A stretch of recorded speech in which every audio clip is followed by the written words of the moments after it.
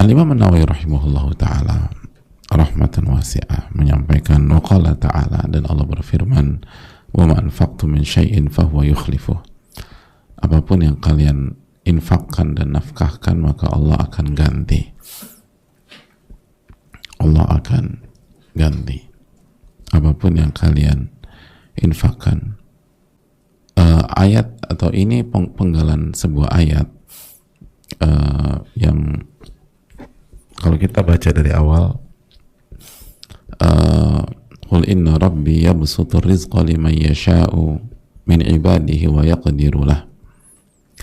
Sesungguhnya, atau qul, katakanlah, sesungguhnya Rabbku yabsutur rizqa liman yasha', Allah melapangkan rizki bagi orang yang Allah kehendaki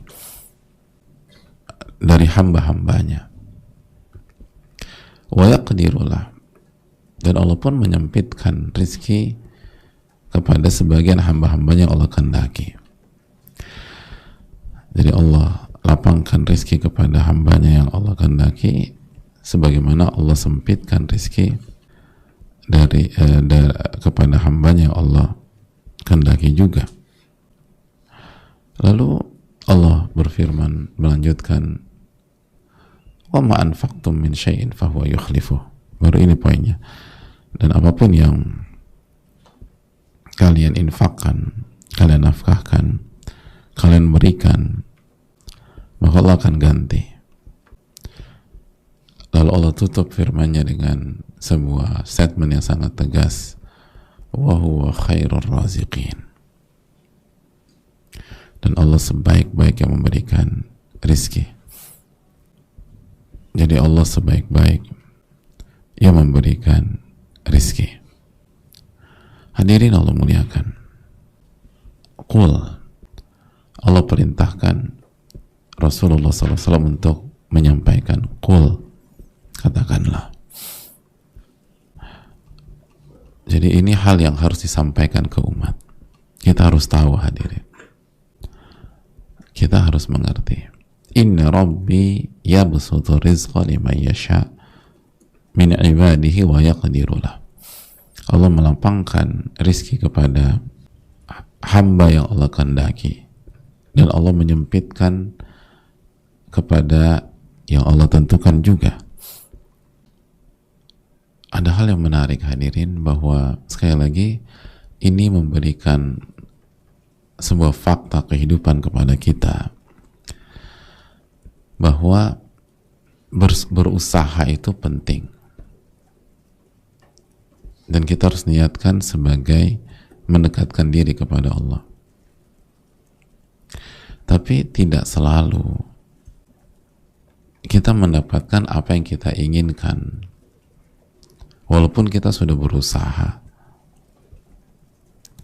karena pada akhirnya Allah yang tentukan apakah rezeki kita dilapangkan atau apakah rezeki kita disempitkan. Makanya hadirin Allah muliakan, sebuah keterangan yang sangat penting disampaikan oleh Al-Imam Ibnu Katsir ketika menjelaskan ayat ini. Kata beliau, walahu fi dzalika minal hikmah la yudrikuha ghairuhu. Dan ketika Allah lapangkan seseorang, lalu Allah sempitkan yang lain, itu semua penuh dengan hikmah yang tidak ada yang mengerti kecuali Allah Tabaraka wa Ta'ala. Tidak ada yang paham kecuali Allah Tabaraka wa Ta'ala. Hadirin Allah muliakan, dan inilah keyakinan orang-orang yang beriman. Ini keyakinan orang-orang beriman, bahwa semuanya biadillah, bukan di tangan kita, semuanya di tangan Allah Subhanahu wa Ta'ala. Bukan kita memutuskan, bukan pasti kalau kita berusaha kita akan dapat apa yang kita inginkan. Enggak. Ada banyak orang gak berusaha kaya raya, hadirin, gak ada usahanya. Ada orang yang usahanya cuma karena dia lahir di dunia aja, dari rahim ibu yang udah kaya raya. Kaya raya. Allah nggak adil? Oh enggak. Allah maha adil. Artinya Allah maha bijaksana. Makanya ayat ini ditutup dengan firman-Nya, wa huwa khairur raziqin. Setiap orang yang karena ketidakmengertiannya mengatakan, kenapa saya cuma dapat sedikit, kenapa dia banyak, bukankah saya yang lebih capek, saya berletih? Allah yang lebih baik menentukan, memberikan rezeki. Allah yang maha tahu. Jadi ini bukan karena kezaliman, ini bukan karena pilih kasih, tapi ini karena hikmah. Alaihissallahu bi'ahkamil hakimin. Bukankah Allah yang maha, atau bukankah Allah pemutus yang paling bijak? Ahkamul hakimin. Dan kalau kita membahas keterangan para ulama, kita pun akan dibuat tersadar oleh keterangan Al-Imam At-Tabari. Setelah tadi Imam Ibnu Katsir mengatakan bahwa ini lahir dari hikmah Allah Subhanahu wa ta'ala. Al-Imam At-Tabari menegaskan juga, Allah memberikan kelapangan rizki kepada orang yang Allah kehendaki, takrimatan lahu wa ghairu takrimah. Bisa jadi ini sebuah cara memuliakan dia sebagai reward buat dia, atau ghairu takrimah, atau sebaliknya ini bukan memuliakan tapi ini istidraj, bukan memuliakan. Jadi ini bukan memuliakan. Makanya nggak usah ngiri sama orang. Dia kok ibadahnya nggak rajin begitu ya? Gue tuh udah capek-capek sholat, udah berzikir, kenapa masih miskin juga? Oh tenang aja mas.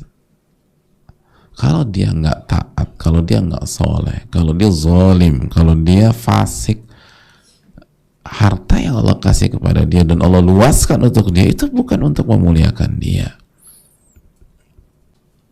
Sebagaimana yang disangka oleh banyak pihak, khususnya orang yang parameternya selalu materi. Ada memang yang Allah muliakan dengan itu, seperti Nabi Sulaiman atau sebelumnya Nabi Daud, tapi nggak semua orang. Ketika Allah lapangkan rezekinya, itu artinya Allah muliakan dia. Makanya kita tuh nggak boleh kagum hanya sebatas karena sebatas materi, apalagi yang dimiliki oleh orang-orang yang nggak taat sama Allah. Masih ingat surat At-Taubah ayat 55? Allah melarang kita untuk kagum. Fala tu'jibuka amwaluhum wa auladuhum. Jangan sampai harta dan anak-anak mereka membuat dirimu berdecak kagum. Gak boleh. Fala tu'jibuka amwaluhum wa auladuhum. Jangan sampai harta mereka dan anak-anak mereka membuat dirimu tuh terkagum-kagum. Apa kata Allah Subhanahu wa taala? Kenapa Allah kasih harta buat mereka? Untuk reward, untuk memuliakan.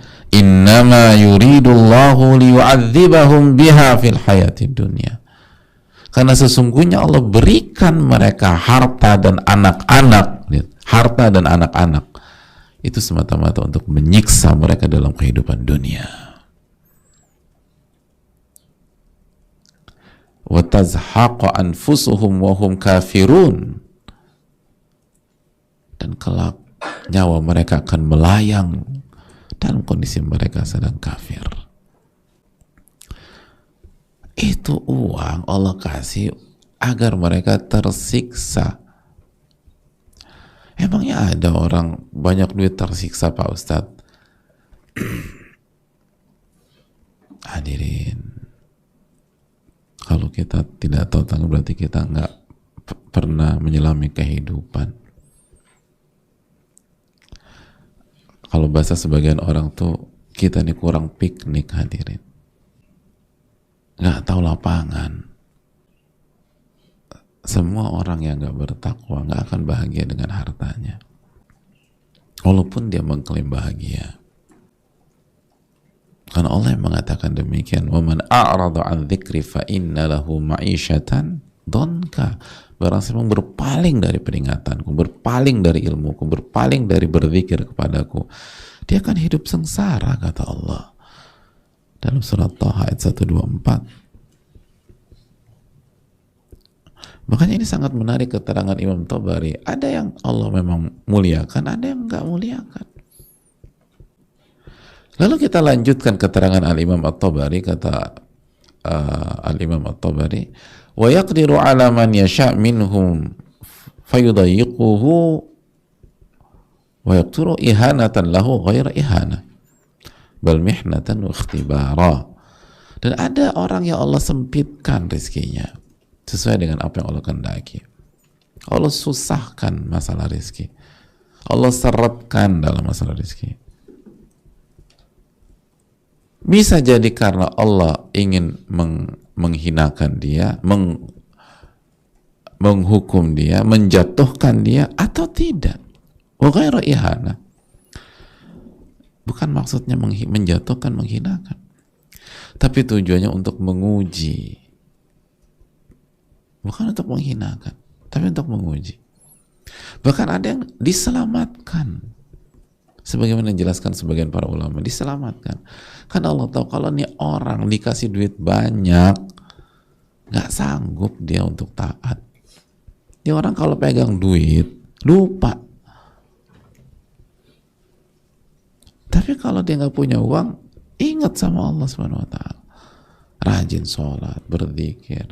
Dikasih duit dikit nih udah lupa zikir, pagi petang udah lewat. Makanya Allah menjelaskan lagi, wa huwa khairur raziqin, dan Allah maha atau pemberi rizki yang paling baik. Paling baik, Allah paling tahu. Makanya kan kata Ibnu Katsir tadi, ini berjalan dengan hikmahnya Allah. Siapa yang pantas disadikan, siapa yang nggak pantas. Siapa kalau dikasih uang itu justru taat, siapa yang enggak. Atau itu tadi, untuk memuliakan atau istidraj, siapa yang kita jatuhkan dia dengan uang. Semuanya sesuai dengan kemahabijaksanaan Allah Tabaraka wa Ta'ala yang tidak bisa ditangkap oleh logika manusia dan akal manusia semata, tapi bisa diterima dengan imannya manusia. Hadirin Allah muliakan. Jadi makanya harta itu bukan parameter orang kasih uang pasti karena dia baik, atau dia miskin pasti karena dia males. Enggak, ada banyak orang berjuang habis-habisan nggak kaya-kaya juga, tapi kan usaha nggak akan mengkhianati hasil. Betul, kalau kita memahami hasil itu secara utuh, secara komprehensif, sebagaimana kita memahami usaha secara utuh dan komprehensif juga. Dan hasil jangan hanya dimaknai dengan uang, dengan materi. Tapi kalau usaha hanya dipahami sebagai usaha bekerja secara kasat mata, dan hasil hanya dimaknai dengan uang atau jabatan atau wanita, maka ada banyak orang yang mendapatkan. Bukan satu dua, banyak yang nggak kaya-kaya juga. Tapi apakah semua sia-sia? Enggak. Karena hasil bagi orang-orang beriman bukan hanya materi. Dan hasil tertinggi adalah surga. Hasil tertinggi itu adalah ridho Allah Tabaraka wa Ta'ala. Dan usaha bukan hanya bekerja harus, tapi bukankah usaha adalah keikhlasan juga, mentauhidkan Allah, ridho terhadap takdir. Hadirin yang Allah muliakan. Jadi Allah yang menjelaskan, katakan, disuruh Nabi SAW mengatakan hal ini. Inna Rabbi yabsutu rizqa liman yasha'u min ibadihi wa yaqdiru lah. Wa ma anfaqtum min syai'in fahuwa yukhlifuh. Wa ma anfaqtum min syai'in fahuwa yukhlifuh. Lalu Allah melanjutkan, dan apapun yang kalian berikan, kalian infakkan, kalian sedekahkan, fahuwa yukhlifu, Allah akan ganti. Allah subhanahu wa ta'ala akan ganti. Sebagian para ulama menekankan bahwa maksud wa ma anfaqtum min syai'in fahuwa yukhlifu itu dalam bingkai ketaatan, sebagaimana bisa dicek dalam tafsir At-Tabari, dalam bingkai ketaatan. Dan itu juga min ghairi israf wala taqtir, tidak berlebih-lebihan dan tidak pelit, hadirin, proporsional. Jadi bukan non maksiat dan non mubadzir berlebih-lebihan dan non pelit, itu poinnya.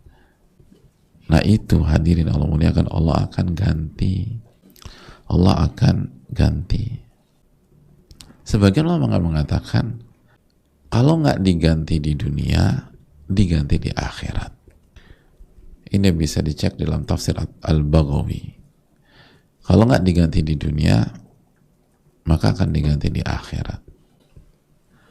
Nah, Al-Imam Ibnu Katsir lebih menekankan lagi. Kata beliau, mengganti di dunia dan di akhirat itu bukan bukan milih salah satu.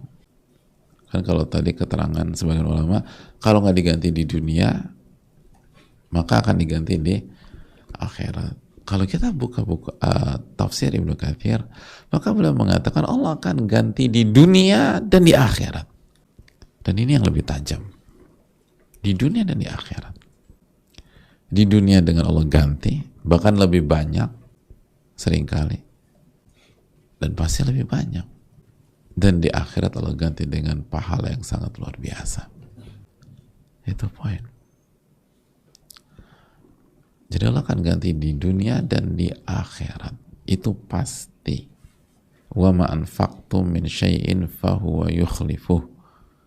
Apapun yang kalian infakkan dan kalian sedekahkan, kalian nafkahkan, kalian berikan nafkah, Allah akan ganti di dunia dan di akhirat.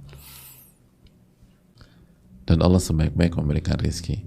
Dari sini kita bisa terbuka, hadirin, bahwa tidak ada alasan logis, apalagi syar'i, kita pelit untuk berinfak dan bersedekah.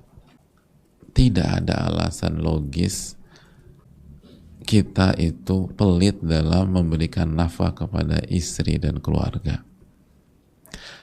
Apalagi tidak menafkahi mereka. Orang Allah ganti itu loh. Allah ganti. Gimana sih? Kita disuruh kasih nafkah sama untuk istri dan anak-anak. Pakai apa? Pakai rizkinya Allah. Bukan pakai uang kita. Rizkinya Allah. Lalu pas kita kasih, Allah ganti. Kalau Allah nggak ganti pun, nggak ada alasan. Karena itu bukan uang kita. Rizki itu dari Allah. Punya Allah. Makanya nanti dihisap sama Allah hari kiamat. Ini udah pakai uang Allah, pakai rizkinya Allah. Begitu kita kasih, diganti lagi sama Allah. Dan digantinya di dunia dan di akhirat.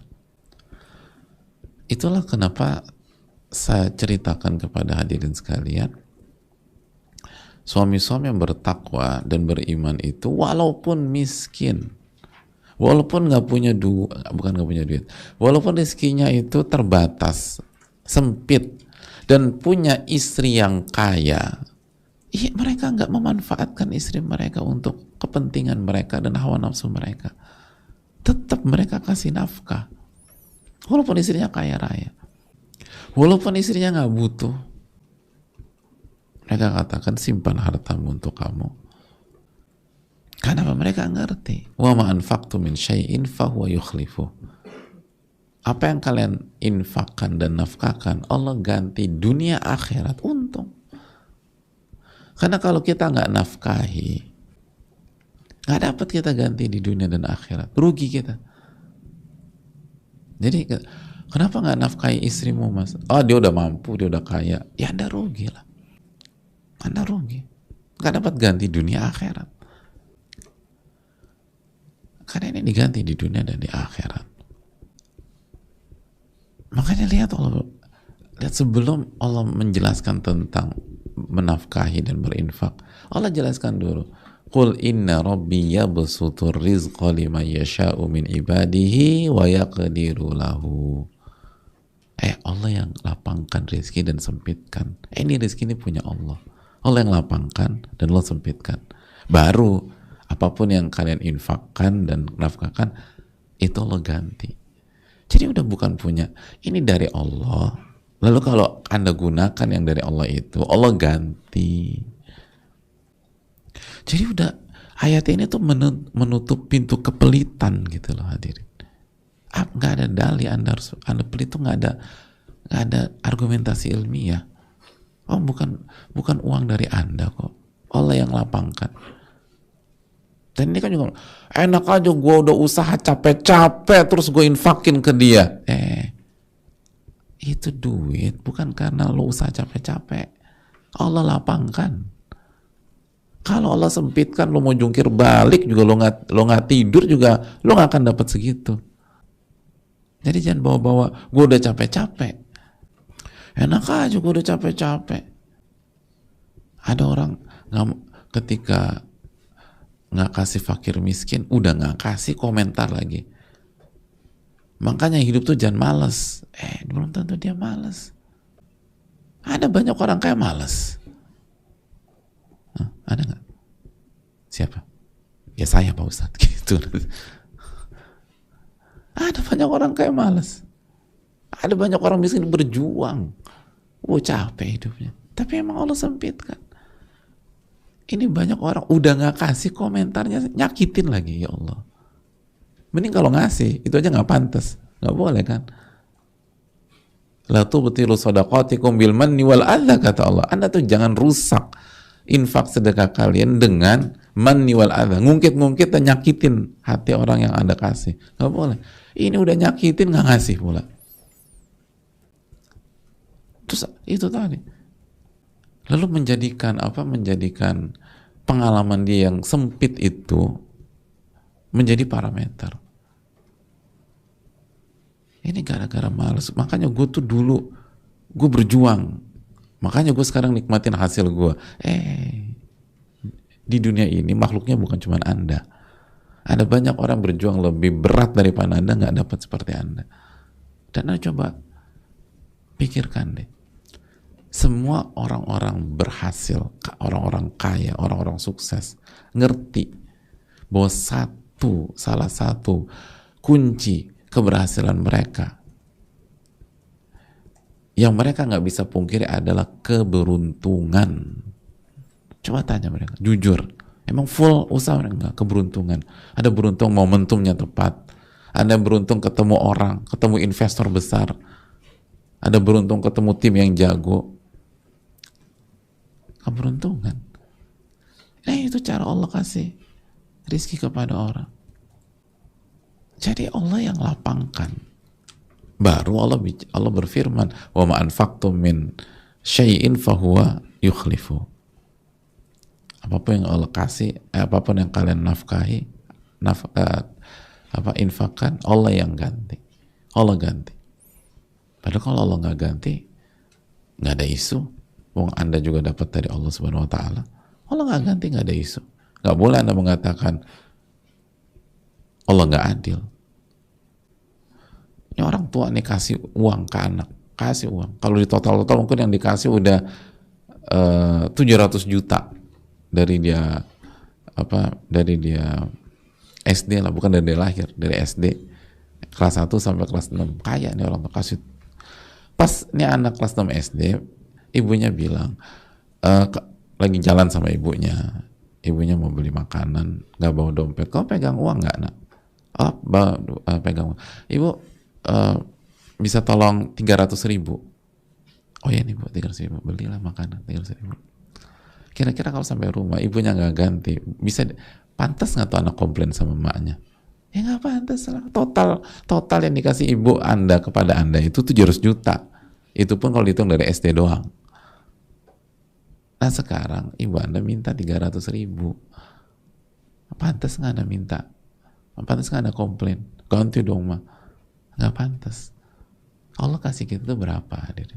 Allah kasih oksigen buat kita, kalau kita harus beli tuh oksigen, itu berapa? Allah kasih uang, coba total uang kita tuh dari dulu berapa sih yang Allah kasih ke kita? Uang dulu deh, nggak usah yang lain-lain, nggak usah ginjal, nggak usah paru-paru, fulus saya fulus gitu. Uang cash tuh berapa? Dan Allah berfirman, wa ma anfaqtum min syai'in fahuwa yukhlifu. Apapun yang kalian berikan, Allah akan ganti di dunia dan akhirat. Selama tak ketaatan. Kalau kemaksiatan ya hitung-hitungan dihisap sama Allah, panjang. Dan jangan berlebih-lebihan dan jangan pelit. Bayangkan kata Firman, jangan berlebih-lebihan dan jangan pelit. Itu kurang baik apa Allah Subhanahu Wa Taala. Nggak boleh berlebih-lebihan gitu. Jadi jangan pokoknya diganti gue kasih habis-habisan. Enggak. Sehidup itu proporsional. Justru kalau anda kasih berlebihan kontraproduktif. Ini yang perlu kita camkan bersama-sama. Semoga Allah kasih taufik kepada kita. Dan lihat ini, ayat ini yang menambah iman kita, apalagi kondisi mungkin lagi susah bagi banyak di antara kita. Allah yang kasih, Allah yang lapangkan, dan Allah yang sempitkan. Dan kalau sempitkan, kita lagi susah, itu bukan berarti Allah jatuhkan Anda. Allah ingin menguji, atau Allah ingin menyelamatkan Anda. Karena bisa jadi kalau Anda lagi banyak uang sekarang, Anda lupa sama Allah Tabaraka wa Ta'ala. Jadi jangan buruk sangka dengan Allah. Wa huwa khairur raziqin. Dan Allah sebaik-baik yang memberikan rezeki. Allah yang maha tahu. Allah yang paling ngerti. Kita ini ciptaan Allah. Penciptanya lebih tahu tentang watak, karakter, dan kelemahan kita. Jadi berimanlah kepada Rabbul Alamin.